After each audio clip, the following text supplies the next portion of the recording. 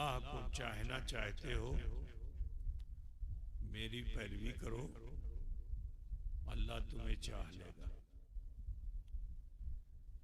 आप चाहने की तमन्ना रखते हो, नबी की इत्तिबा और पैरवी कर लो तो अल्लाह तुम्हें चाहने लगेगा। और फिर अल्लाह ताला इरशाद फरमाता है, वयग़फ़िर लकुम ज़ुनूबकुम, और अपने गुनाहों की मग़फ़िरत तलब करो। तो मालूम क्या हुआ कि हर किसी के गुनाह अल्लाह नहीं बख्शेगा, लेकिन उसके गुनाह अल्लाह ज़रूर बख्श देगा जो नबी रहमत सल्लल्लाहु अलैहि वसल्लम की पैरवी कर लेगा, जो रसूलुल्लाह सल्लल्लाहु अलैहि वसल्लम से भालोबासा रखेगा, जो नबी रहमत सल्लल्लाहु अलैहि वसल्लम का फरमाबरदार हो जाएगा, अल्लाह ताला उसकी खोती को ज़रूर माफ़ फरमाएगा। वयग़फ़िर लकुम ज़ुनूबकुम वल्लाहु गफ़ूरुर रहीम, और अल्लाह ही है जो गफूर और रहीम है। और मालूम क्या हुआ कि दुआ की कबूलियत के लिए साहिबे दुआ का होना जरूरी है। यानी दुआ में जब तक वसीला शामिल नहीं किया जाएगा, दुआ कबूल नहीं होगी। और वसीला किसका? जनाबे मुहम्मदुर रसूलुल्लाह सल्लल्लाहु अलैहि वसल्लम। आप देखिए, इंसान से पहले अल्लाह ताला ने इस दुनिया में जिन्नों को भेजा, और मकसद वही था कि ये जिन आए दुनिया में और आकर अल्लाह की इबादत करें। हमसे ज्यादा इबादत उन्होंने की। जमीन का कोई चप्पा ऐसा नहीं जहां बंदगी जिनने नहीं की। अल्लाह ताला ने उसके अमल की बुनियाद पे उसको आबिद बना दिया, और उसने अमल किया तो जाहिद बना दिया, और उसने अमल किया तो बुलंदियां दे दी, आसमानों पे पहुंचा दिया, फरिश्तों का मौलिम बना दिया। जरा सोचो, बंदगी जिंदगी में इंसान अगर करता है तो अल्लाह उसे बुलंदी अता फरमाता है, फरिश्तों का मौलिम हो गया। लेकिन जब किसी को इज्जत दी जाती है तो उसमें अना आती है, ईगो आती है। जब उसे कोई मनसब दिया जाता है तो आई एम के नारे लगाने लगता है, मैं हूं, कोई दूसरा नहीं। आप समझ रहे ना मेरी बात? इतना अभी जाहिद मुत्तकी परहेजगार सब कुछ था, फरिश्तों का मौलिम बना,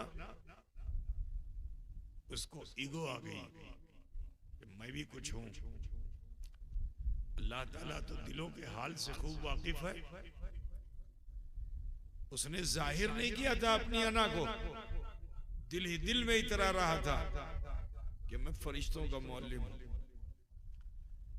वो रब्बुल आलमीन जो अलीम व खबीर है, दिलों के हाल से वाकिफ है। अल्लाह ताला ने उससे नहीं कहा, इब्लीस से नहीं कहा। देखिए उसकी हिकमत, अल्लाह की हिकमत देखो।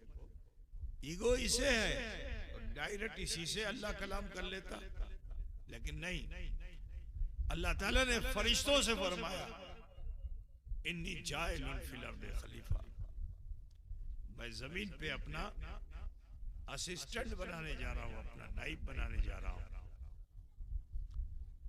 तो फरिश्तों ने अर्ज किया, अतजलु, वो फरिश्ते की जो अल्लाह के हुक्म से रूगर्दानी नहीं करते।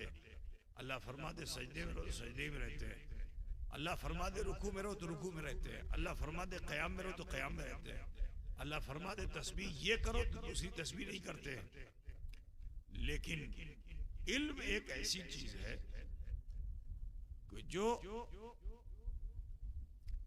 इज्जत भी दिलाती है और इल्म से जिल्लत भी इंसान हासिल करता है। क्योंकि इल्म हासिल करने के बाद उसके अंदर जब अनानियत आ जाती, मैं आ जाती, ईगो आ जाती है, अल्लाह ताला जो बुलंदी देता है उसे पस्ती की तरफ भेज देता है। फरिश्तों को भी इल्म, और ऐसा इल्म कि जैसा इल्म इंसान हासिल ही नहीं कर सकता। इंसान तो इल्म हासिल करेगा जो चीज वजूद में है उसी का इल्म,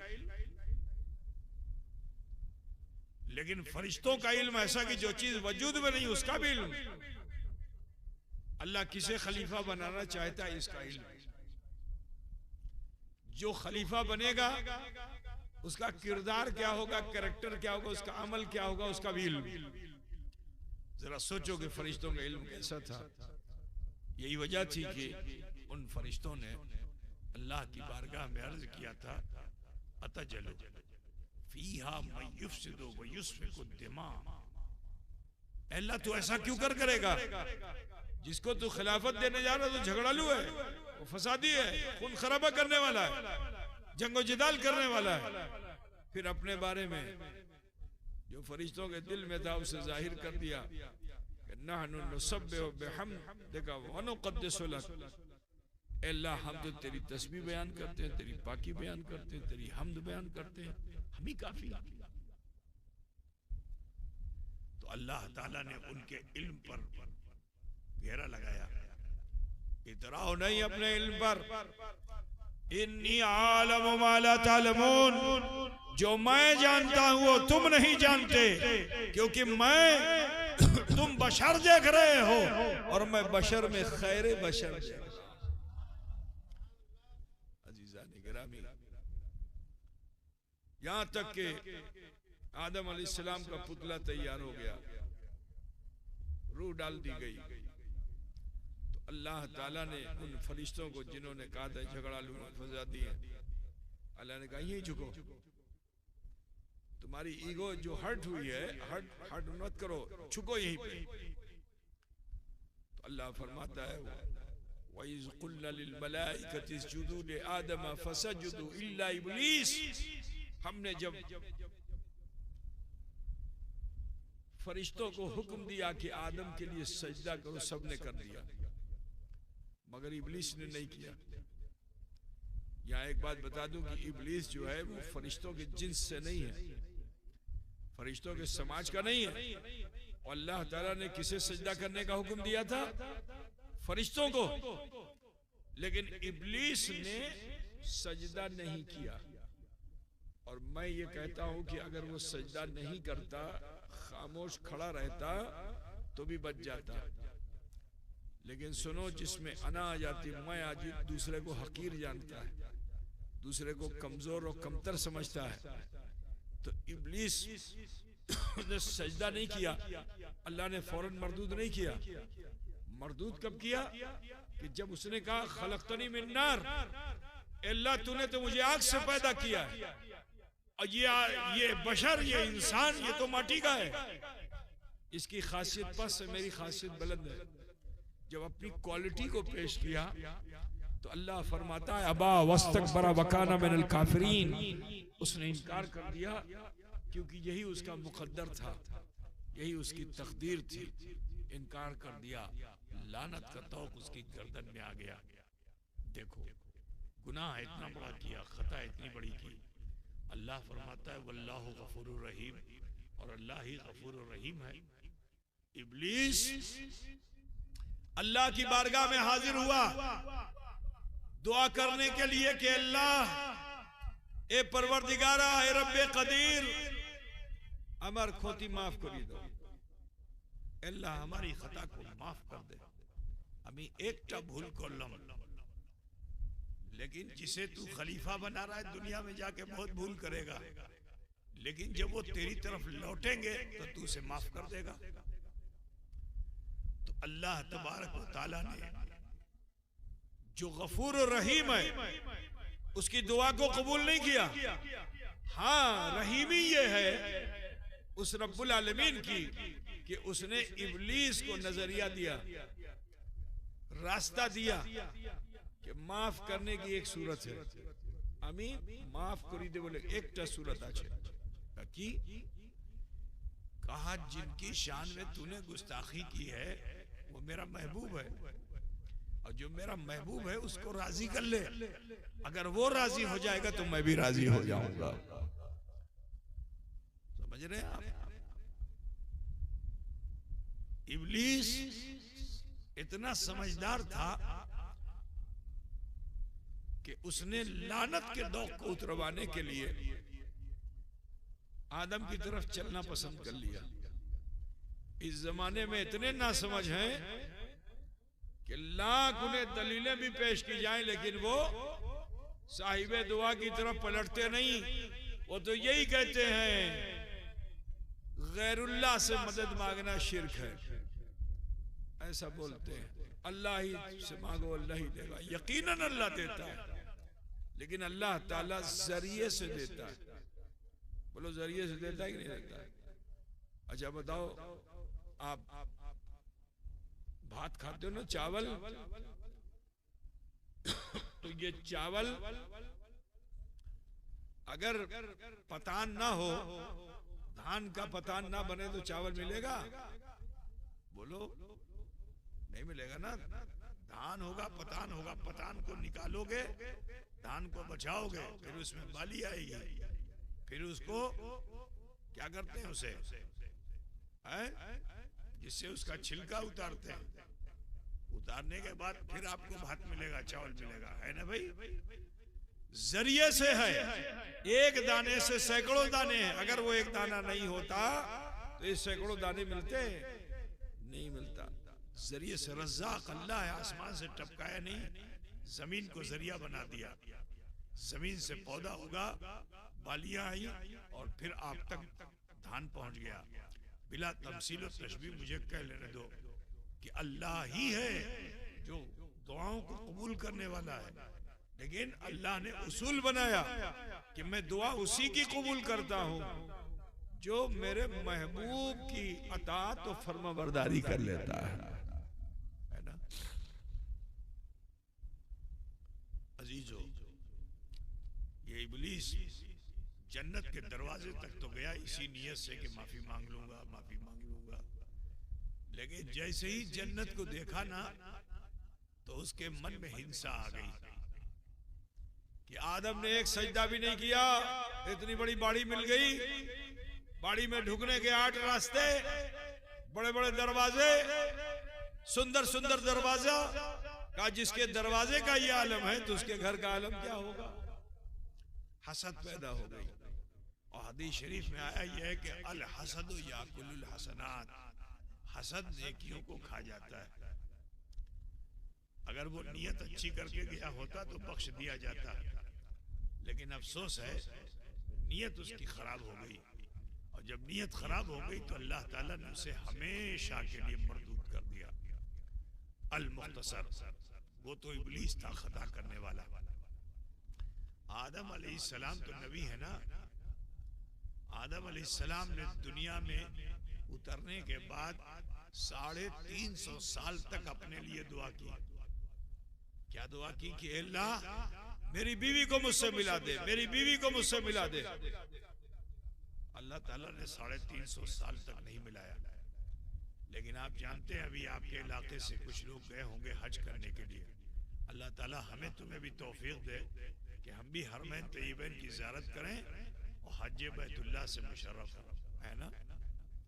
तो वहाँ एक मैदान है, उसका नाम है अरफात, और अरफात के मैदान में एक पहाड़ है, उस पहाड़ का नाम है जबल रहमत। आदम अलैहिस्सलाम वहां तक पहुंच गए, 350 साल का अरसा गुजर गया। दुआ रोज करते थे, कबूल नहीं होती थी। हम लोग दुआ करते हैं, कुछ ही देर में घबरा जाते हैं।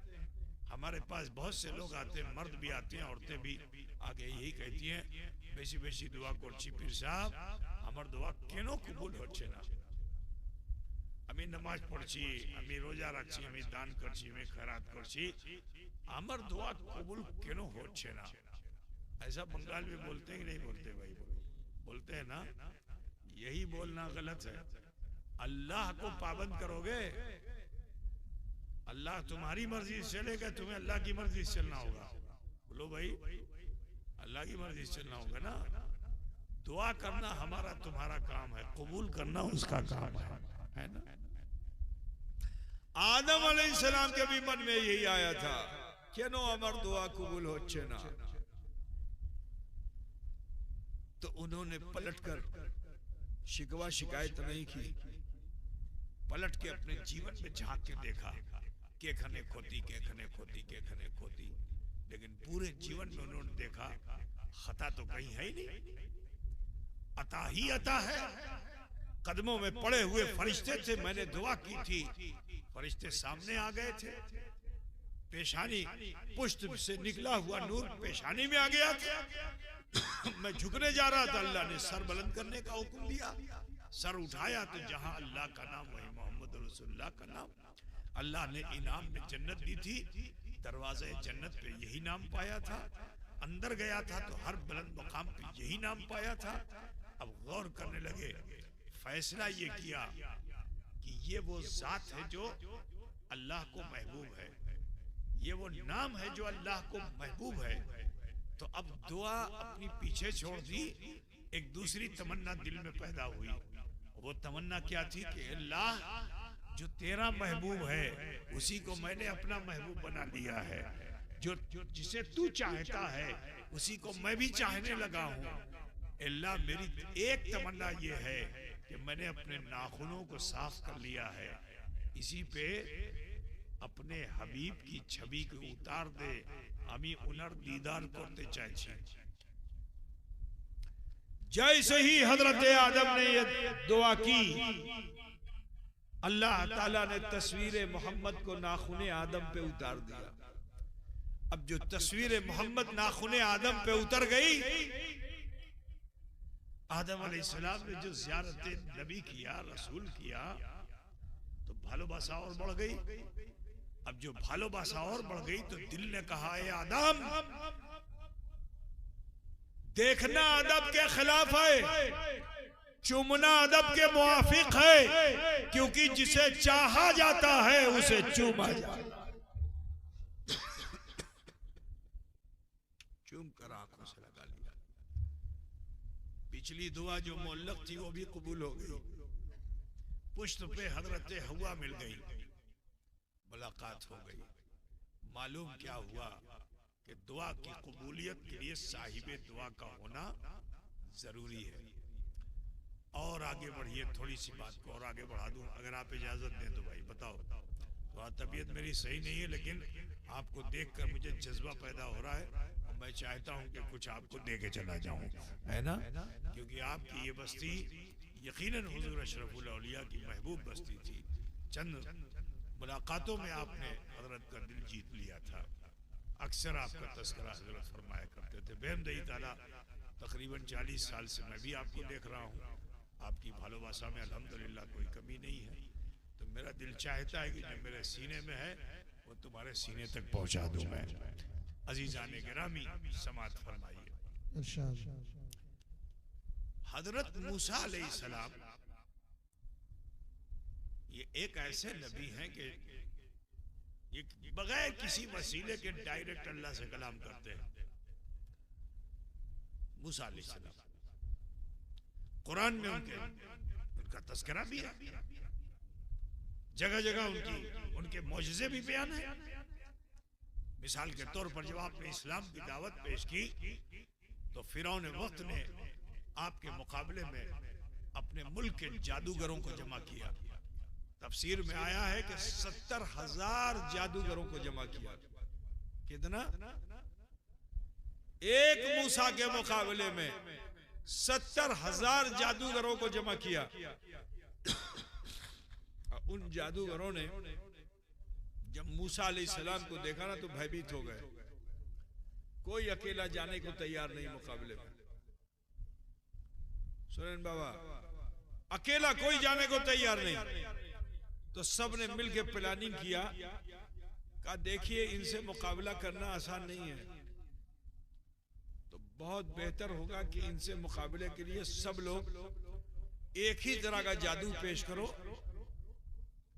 जब सारे जादू सबके इकट्ठा जमा हो जाएंगे तो मूसा भयभीत हो जाएंगे, हम मूसा को पराजित कर देंगे।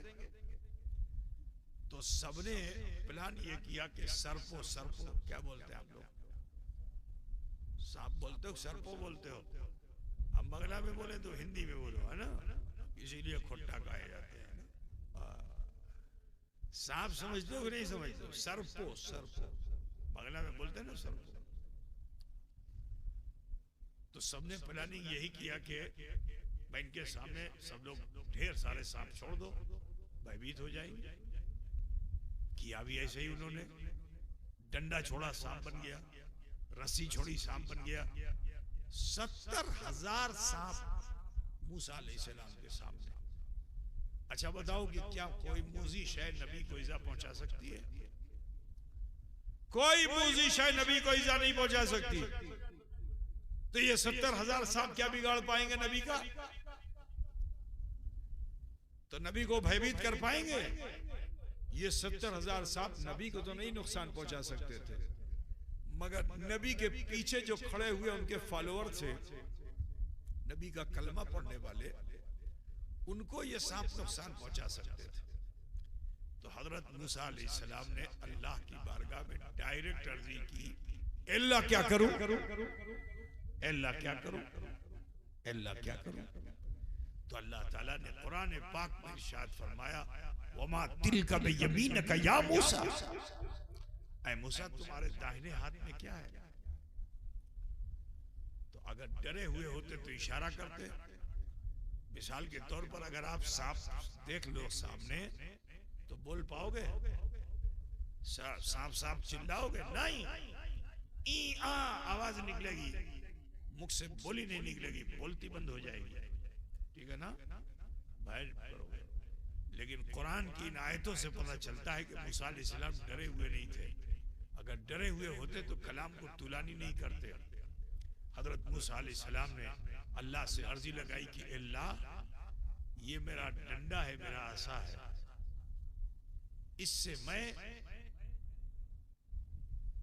अपनी भेड़ बकरियों के लिए पत्ते झाड़ता हूं, ठीक है।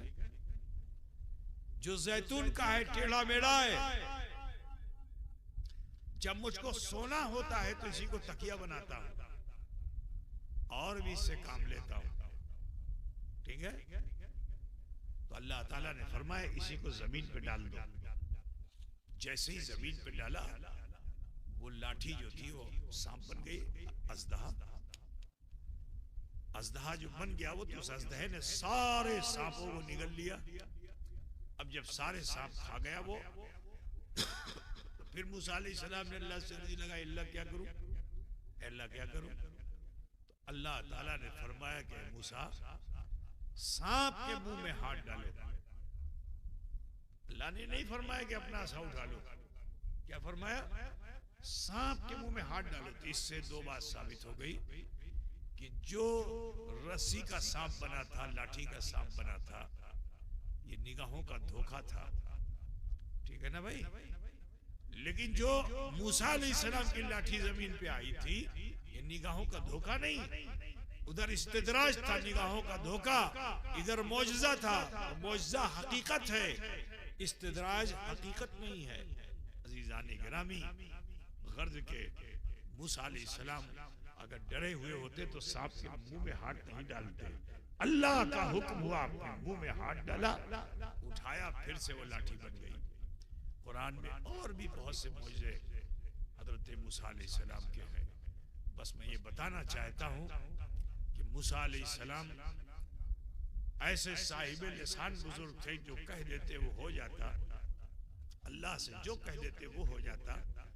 आप जानते हो फिरौन की एक टुकड़ी से जंग हो रही थी, झगड़ा हो रहा, जंग हो रही थी, जिहाद हो रहा था।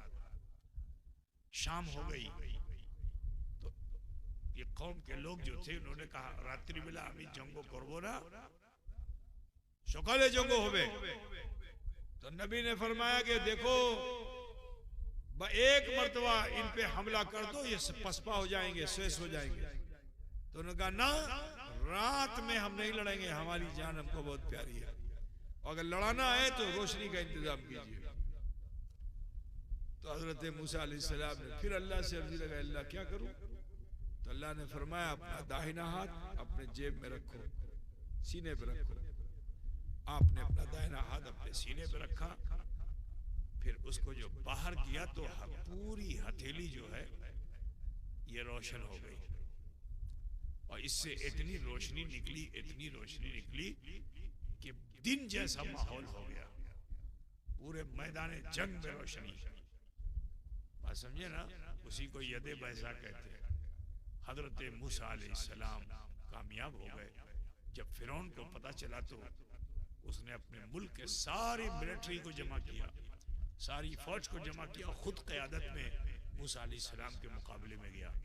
अब जो मुकाबले में पहुंचा तो हालत ये थी कि आपके हवारियों के कदम उखड़ गए, वो पीछे हटने लगे, मूसा अलैहिस्सलाम भी पीछे जा रहे हैं, यहाँ तक कि एक तरफ दरियाए नील है और दूसरी तरफ फिरौन है। मामला ये था कि अब क्या होगा? उधर तो पूरा आबो ताब के साथ, असलहे के साथ फिरौन आया हुआ है, लाखों लाख लोगों को लेकर। यहाँ थोड़े से हवारी हैं, मूसा अलैहिस्सलाम है। हजरत मूसा ने अल्लाह की बारगाह में फिर अर्जी लगाई, अल्लाह क्या करूं? अल्लाह ताला ने फरमाया अपना असा दरियाए नील में डाल दो। जैसे ही दरियाए नील में डाला, रास्ता बन गया, आप इस पार से उस पार हो गए। फिरौन ने देखा रास्ता बड़ा शानदार है, चलो हम भी इसी पे चलते हैं। जैसे ही बीच दरिया में पहुंचा ना, तो किनारे से मूसा अलैहिस्सलाम ने फिर अल्लाह से अर्जी लगाई, अल्लाह क्या करूं? तो अल्लाह ने फरमाया अपनी छड़ी, अपना असा बाहर कर लो।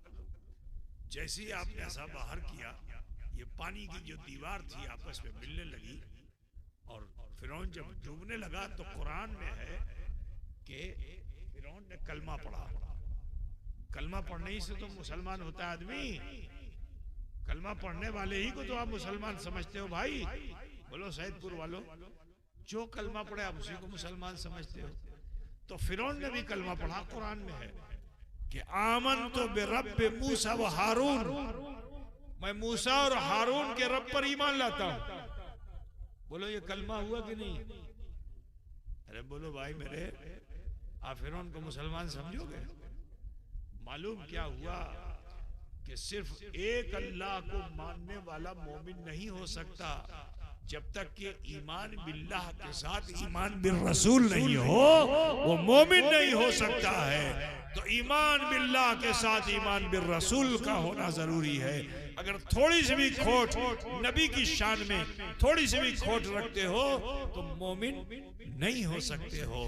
बिरादरान मिल्लत इस्लामिया डूब गया फिरौन, वो सुबह कयामत तक के लिए इबरत का सामान बन गया। ठीक है ना? इबरत का सामान बन गया वो फिरौन। मैं यहां एक बात बताना चाहता हूं, हम जिस नबी के उम्मती हैं, अल्लाह ताला ने उनको मालिक भी बनाया और मुख्तार भी बनाया।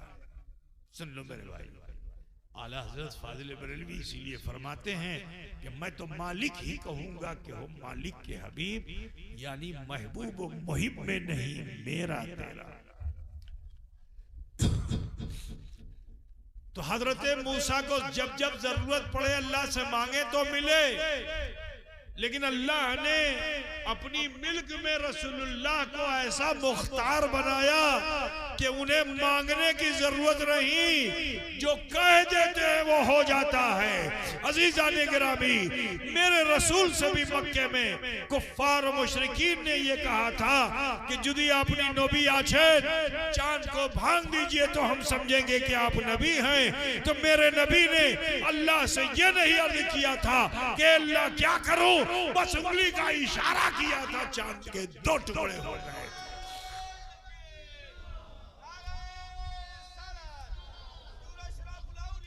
जिंदाबाद। उसी की मंजर कशी कुरान में इस तरह रब फरमा रहा है, इक़्तरबतिस्साअतु वंशक़्क़ल क़मर, वो घड़ी आ गई जब चांद 2 टुकड़े हो गया। अब मैं बात को अपनी बस पूरी करने जा रहा हूं। जब तक मूसा अलैहिस्सलाम ने अपने लिए नहीं मांगा, अपने पीछे वालों के लिए मांगा जो हवारी थे, अल्लाह उनकी दुआ को कबूल करता रहा। लेकिन मांगते मांगते मूसा अलैहिस्सलाम की आरज़ू बढ़ गई, और यहाँ तक कि कुरान पाक में है कि मूसा अलैहिस्सलाम ने अपने लिए भी मांग लिया। क्या मांगा? रब्बे अरनी अंजुर इलैका, अल्लाह तू मुझे अपना जलवा दिखा दे, हमें तुम्हारे देखते चाहिए। तो अल्लाह ने क्या फरमाया? लन तरानी, हरगिज नहीं देख सकता। यू कांट सी मी, तुम मुझे नहीं देख सकते। बंगला में क्या बोलते हैं हरगिज को?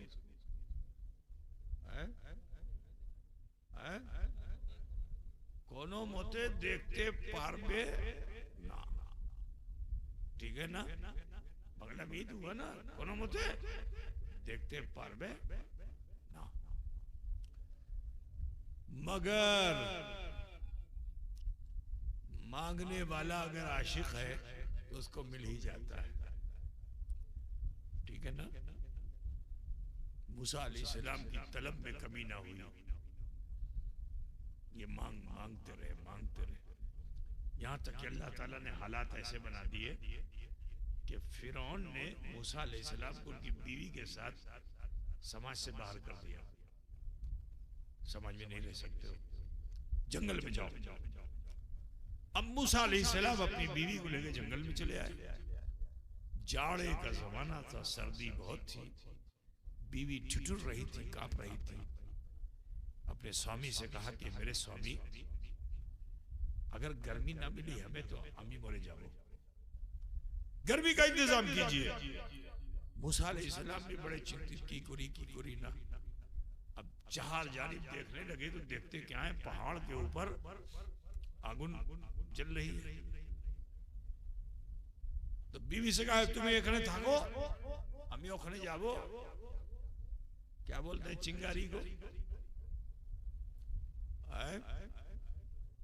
बंगला में क्या बोलते हैं? आग से चिंगारी होती है ना, छोटो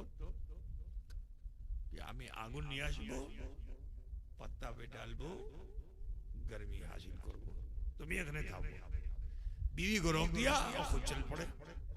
अब कुरान ये कह रहा है कि मूसा आगे आगे मूसा पीछे पीछे, यहां तक के वादिय तुआ आ गया।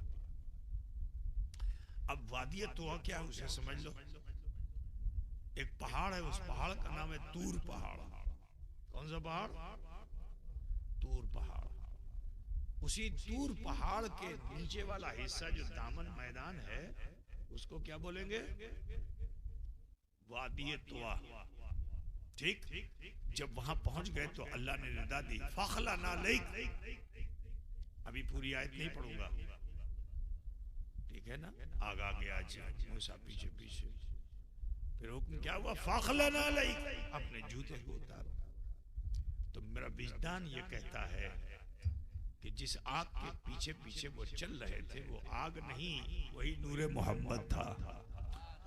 अब नूरे मोहम्मद के पीछे पीछे जो चले तो पैर में जूतियां थी। अल्लाह को ये गवारा ना हुआ कि मेरे महबूब के पीछे कोई चले और उसके पैर में जूती हो। हुक्म दिया, जूता उतारो। तसद्दुक़े मुस्तफा तजल्ली से मामूर कर दिया जाएगा, ये मेरा विजदान कहता है। लेकिन आओ तफसीर से भी समझो। अल्लाह फरमाता है फखलना अलैक इन्नका बिल वादिल मुक़द्दस तुआ। देखो आओ दूसरी, जूता उतारो। इन्नका का मतलब बेशक तुम्हारे लिए। क्या? ठीक है ना? इन्ना क्या हरफे मुशब्बा बिल फेल है, ठीक है? इन्नका बेशक तुम्हारे लिए, ओनली फॉर यू, सिर्फ आपके लिए। ये जो जमीन है ये मुकद्दस है, इसकी ताजीम करो जूता उतार के। अब मैं आपसे पूछना चाहता हूं कि नबी बड़े कि धरती बड़ी? अरे बोलो भाई, जमीन मुकाबला कर पाएगी नबी का? जमीन नबी का मुकाबला नहीं कर पाएगी। लेकिन अल्लाह ताला निस्बत की ताजीम करा रहा है। कहा जिस तूर पर मुझे तुझे तजल्ली देनी है, अपना जलवा दिखाना है, पहले उस जगह की ताजीम कर लो, उस जगह से जो शायद निस्बत किए हुए है उसकी ताजीम कर लो, क्योंकि जो एहतराम करने वाले हैं मैं उसे ही अपना जलवा दिखाता हूं। जिंदगी भर सजदे में रहो, अल्लाह की मारिफत नहीं मिलेगी, लेकिन जो निस्बतों का एहतराम करने वाले हैं अल्लाह उन्हें ही अपनी मारिफत से नवाजता है। नमाज पढ़ने जाते हो ना, ध्यान रहता है कि किस मुसल्ले पे हम हैं। कुरान में तो आए वत्तखिज़ू मिन मक़ाम इब्राहीम मुसल्ला, तो पहले निस्बत का एहतराम करो। जिस मुसल्ले पे खड़े हुए, ये मुसल्ला क्या है, इसकी निस्बत इब्राहीम खलीलुल्लाह के मुसल्ले से है। निस्बत का एहतराम करोगे तो मारिफत जरूर हासिल हो जाएगी। बिरादरान मिल्लत इस्लामिया, तो मैं अर्ज कर रहा था कि मूसा अलैहिस्सलाम जैसे जलील कद्र नबी से अल्लाह ताला ने निस्बत का एहतराम कराया। जब मूसा ने निस्बत का एहतराम कर लिया तो तसद्दुक़ मुस्तफ़ा अल्लाह ने तजल्ली से मामूर कर दिया। बिरादरान मिल्लत इस्लामिया, मालूम क्या हुआ कि दुआ उस वक्त तक कबूल नहीं जब तक कि उसकी दुआ में साहिब दुआ शामिल न कर दिया जाए। तो लिहाजा अजीजों, आप सबसे कहना है कि दुआएं जरूर कीजिए, घबराइए नहीं, लेकिन अपनी दुआओं में जब साहिब दुआ को शामिल कर लोगे तो इंशाअल्लाह ताला आपकी दुआ जरूर कबूल हो जाएगी। बिरादरान मिल्लत इस्लामिया, आप सबसे कहना यही है कि खौफ खुदा पैदा कीजिए, डरिए अपने रब से, तमाम तर बुराइयों से बचिए। आज क्या वजह है कि हमारी दुआएं कबूल नहीं हो रही? उसकी वाहिद वजह यह है क्योंकि हमने शरीयत के दामन को छोड़ दिया है।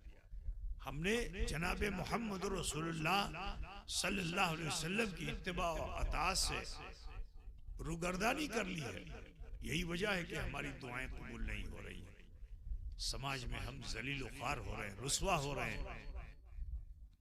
ऐ मुसलमानों, अगर आप चाहते हो कि इज्जत व वक़ार हासिल हो तो जरूरी ये है कि आप हुजूर सल्लल्लाहु अलैहि वसल्लम के मुतीअ फरमाबरदार हो जाइए और उसवा रसूल सल्लल्लाहु अलैहि वसल्लम पर अमल कीजिए।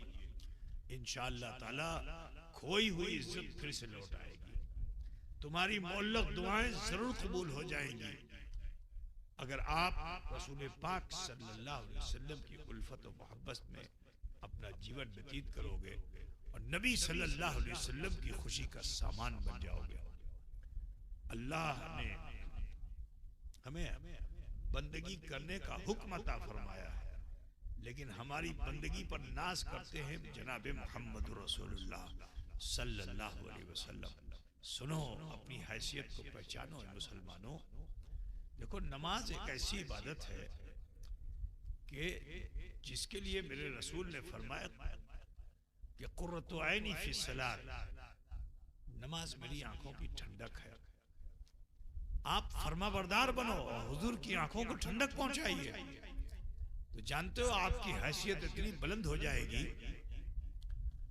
कि साल में एक रात ऐसी आती है जिसको कहते हैं लैलतुल कद्र। कहते हैं ना, पूरी सूरत पाक नाजिल हुई, इन्ना अंज़लनाहु फी लैलतिल क़द्र वमा अदराका मा लैलतुल क़द्र लैलतुल क़द्र खैरुम मिन अल्फ़ि शहर तनज़्ज़लुल मलाइकतु वर्रूह फ़ीहा बिइज़्नि रब्बिहिम मिन कुल्लि अम्र सलामुन हिय हत्ता मतलइल फ़ज्र। है ना? माना समझा इसका आपने? यहूदियों के वहां ये मशहूर था कि कौम बनी इसराइल में एक शख्स था बड़ा आबिद, ठीक है ना? ऐसा आबिद था कि हजार हजार रातें वो खिलवत में रह करके गुजारता था। हुजूर सल्लल्लाहु अलैहि वसल्लम के दिल में ख्याल पैदा हुआ, क्या मेरी उम्मत में भी ऐसे आबिद होंगे? तो अल्लाह ताला ने लैलतुल क़द्र नाजिल फरमाया और इसी लैलतुल क़द्र में कुरान को भी नाजिल फरमाया। यही वो लैलतुल क़द्र है कि जरा अपनी हैसियत को पहचानिए मुसलमानों कि हजरत जिब्रील अलैहिस्सलाम ये नबी के सिवा किसी के पास नहीं जाते, और वो भी किसी नबी के पास एक बार, किसी के पास 2 मरतबा, किसी के मरतबा 10 मरतबा, किसी के पास 100 मरतबा। हमारे नबी सल्लल्लाहु अलैहि वसल्लम के पास 6666 मरतबा तशरीफ लाए। समझ रहे हैं आप? हजरत जिब्रील अमीन अलैहिस्सलाम। लेकिन उसी रसूल का सदका है कि उम्मत रसूल के दरमियान वो जिब्रील हर साल आते हैं। कब आते हैं? जब आप 2 रकात नमाज पढ़ने के लिए खड़े होते हो, क़यामुल लैल करते हो लैलतुल क़द्र में, तो अल्लाह ताला उन फरिश्तों को भेजता है जिन्होंने कहा था फ़ीहा मयुफ़सिदु व युस्फ़िकु दिमा, वो आपस में झगड़े करेंगे, खून खराबा करेंगे, है ना? तो अल्लाह उन फरिश्तों को भेजता है कि तुमने कहा था झगड़े करेंगे, खून खराबा करेंगे, जाओ जाकर देख के आओ मेरे बंदों को। और सिर्फ उन्हीं को नहीं भेजता, हजरत जिब्रील को भी भेजता है कि जिब्रील आप भी जाइए, और सिर्फ देखिए नहीं बल्कि मेरे उन बंदों के लिए सुबह तक सलामती की दुआ करते रहो। तो अजीजों, अपनी हैसियत को पहचानिए, आपकी दुआ जरूर मकबूल होगी अगर आप रसूलुल्लाह के फरमाबरदार हो जाओ और नमाजों के को कायम करने वाले हो जाओ, बुराइयों से बचने लगो, गलत रास्ते को मत अख्तियार करो। आज गुर्बत से जब दौलत मिली तो इस दौलत का आज के जमाने में गलत इस्तेमाल हो रहा है। अजीजों, आपके इस बंगाल के अंदर मैं जिन चीजों को सुनता हूं मुझे बड़ा अफसोस होता है कि जिनके बाप मजदूरी करते थे, मेहनत करते थे, आज वो ठीक है अल्लाह ने उनको नवाज दिया, लेकिन अपनी दौलत का गलत इस्तेमाल कर रहे हैं, सट्टे में लगा रहे हैं, जुए में लगा रहे हैं। कितनी गलत बात है। अल्लाह का शुक्र अदा करो कि अल्लाह ताला ने तुम्हें भूखा नहीं रखा, लेकिन अपनी सही दौलत को गलत जगह पे इस्तेमाल कर रहे हो। बड़े अफसोस की बात है। आप सब बहुत मुहज्जब घराने के हो, आपसे कहना है कि अपनी तहजीब बदलिए, गैरों की तहजीब को अपने समाज में मत आने दीजिए। जनाब मोहम्मद रसूलुल्लाह सल्लल्लाहु अलैहि वसल्लम के अच्छे और सच्चे आशिक बनिए, शरीयत के मुताबिक जिंदगी जीना पसंद कीजिए। इंशाअल्लाह दुनिया भी आपकी अच्छी होगी, आखिरत भी बेहतर होगी। हमसे आपसे भी बड़ी गलतियां हुई, खताएं हुई हैं। कितना अच्छा होता कि आज ही की महफिल में आओ हम सब रसूल पाक को वसीला बनाकर अपने रब के हुजूर माफ़ी के तलबगार हो जाएं, ओहद करें कि आने वाले दिनों में शराब है, जुआ है, सट्टा है और भी उल्टे सीधे जितने भी काम हैं, इससे हम बचेंगे और शरीयत के मुताबिक अपनी ज़िंदगी को जिएंगे। अगर ऐसी नीयत भी कर लोगे तो अल्लाह उस पर भी जज़ा अता फरमाएगा। तो लिहाजा आप सबसे कहना है, 2 जानू बैठ जाइए जैसे नमाज में बैठते हैं, और थोड़ी देर के लिए सभी लोग अपनी अपनी आंखें बंद कर लीजिए और ध्यान लगाइए, सोचिए जिस रब को भूल कर आप खता कर रहे हो, आज उसी परवरदिगार को याद कर लीजिए। वो रब्बुल आलमीन जो हमें तुम्हें सबको देख रहा है, इसी एहसास को बेदार कर लीजिए कि अल्लाह मुझे देख रहा है। और जब ये एहसास यकीन की दुनिया में पहुंच जाए कि अल्लाह मुझे देख रहा है, फौरन अपने रब के हुजूर अपने जीवन के गुनाहों खता को खामोशी से पेश कर दीजिए। बचपन के गुनाह, जवानी के गुनाह, बुढ़ापे के गुनाह, ये इकट्ठा करके रब्बुल इज्जत की बारगाह में पेश कर दीजिए। वो गफूर और रहीम है, हमारे यहाँ सबके छोटे बड़े गुनाहों को जरूर जरूर माफ फरमाएगा।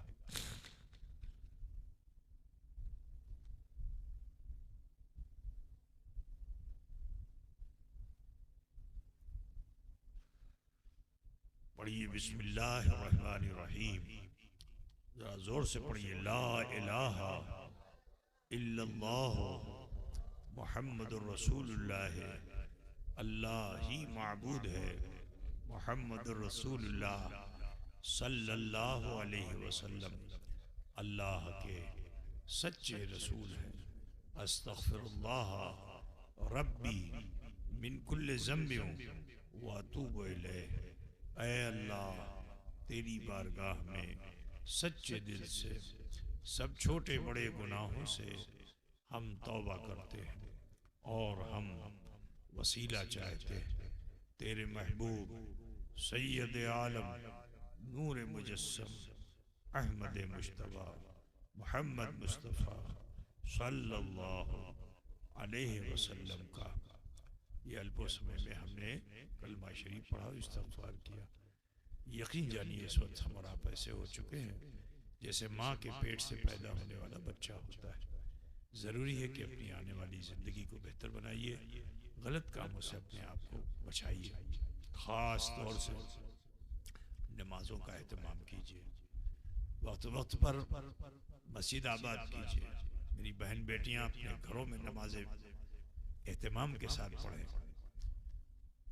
आज हमारे घरों में जो बलाएं वबाएं हैं उसकी वजह यही है क्योंकि जिक्र व अस्कार से हमारा घर खाली है, कुरान की तिलावत नहीं होती, नमाजें बहुत कम हो रही हैं। बलाएं वबाएं क्यों नहीं आएंगी? आज हमारी रोजी में बरकत क्यों नहीं हो रही है? उसकी वजह यह है क्योंकि हमने शरीयत के काम को छोड़कर गैर शरई कामों की तरफ अपना रुख फेर लिया है। ये वजह है कि हम दौलत बहुत कमाते हैं मगर बरकत नहीं है। अजीज़ो, चाहते हो कि अगर अमन व सुकून की ज़िंदगी जीना चाहते हो तो शरीयत के मुताबिक ज़िंदगी जीना पसंद कर लीजिए। इंशाअल्लाह ताला अगर आज से आप अहद करके अपने अंदर बदलाव लाओगे तो आप के अंदर इनकलाब आएगा, आपके घर में इनकलाब आएगा, आपकी बस्ती में इनकलाब आएगा और हर तरफ राहत और रहमत की फिजा हमवार हो जाएगी इंशाअल्लाह ताला। मैं दुआ करता हूँ कि अल्लाह ताला हमें आप सबको अमल खैर की तौफीक रफ़ीक अता फरमाए। आखिर में चलते चलते मामूल के मुताबिक आपके दरमियान बात रखना ज़रूरी समझता हूँ कि वो मखदूम अशम मिशन जिसे हुज़ूर अशरफुल औलिया ने अपनी हयात के आखिरी सालों में कायम किया, आज अल्लाह का शुक्र है कि वो इदारा बागो बहार बना हुआ है। अब हमें इंतज़ार नहीं करना पड़ता कि बच्चे आएंगे। अब आलम यह है कि मखदूम अशम मिशन के आंगन में दूसरे इदारों के ज़िम्मेदार पहुँचते हैं अपना हैंडबिल और पोस्टर लेकर के कि यहाँ से जो बच्चे बचें वो हमारे इदारे में चले जाएं।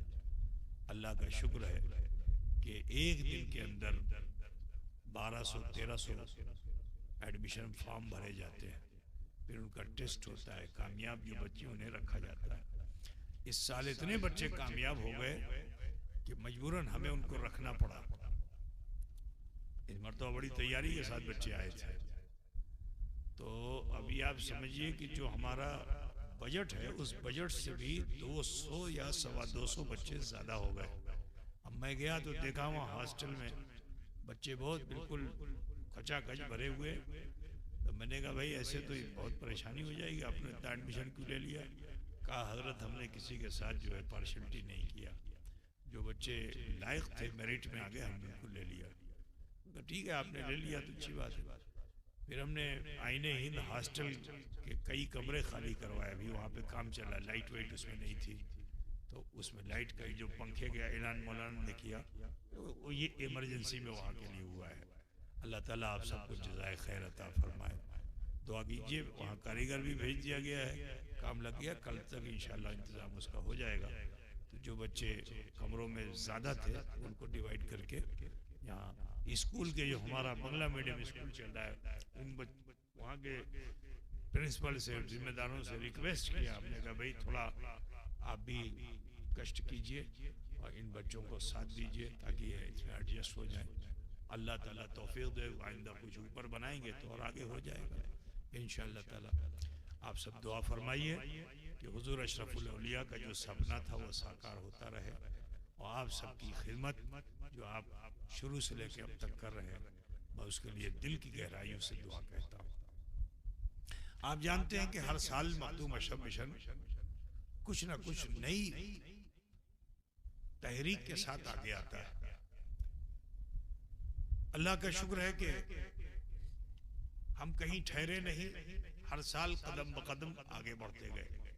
आज अल्लाह का बड़ा एहसान है कि पीराना पीर में जो इमारत हमने खड़ी की थी उसमें हुजूर अखी सिराज आईने हिंद के नाम से आईने हिंद पब्लिक स्कूल हमने कायम कर दिया।